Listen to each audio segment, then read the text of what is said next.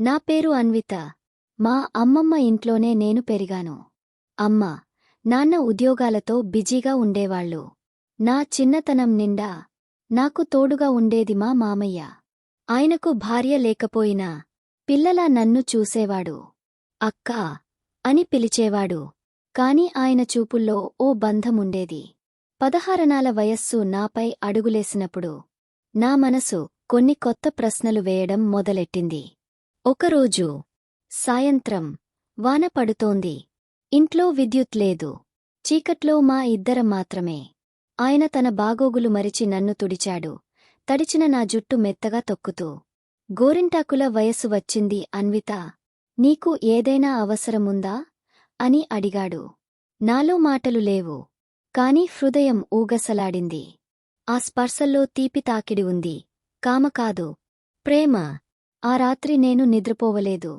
మామగారి చెంతే పడుకున్నా ఆయన నన్ను గట్టిగా పట్టుకోలేదు, కాని గుండెల్లో మాత్రం వేసుకున్నాడు.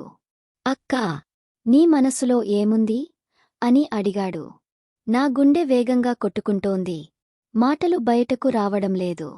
తల తిప్పి చూసినప్పుడు ఆయన కన్నుల్లో కరుణ, ప్రేమ, సానుభూతి అన్నీ కలిసిపోయిన వెలుగు మెరిసింది.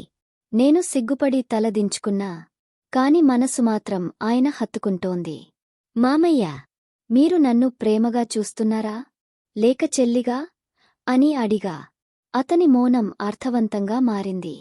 నీ మనసు ఏది అనుకుంటే అది నేను అంగీకరిస్తా, కాని మనం శరీరానికి కాదు, మనస్కు దగ్గరవ్వాలి అని నెమ్మదిగా అన్నాడు. ఆ మాటలు విన్న తర్వాత నా ప్రేమ పరిపక్వత పొందింది.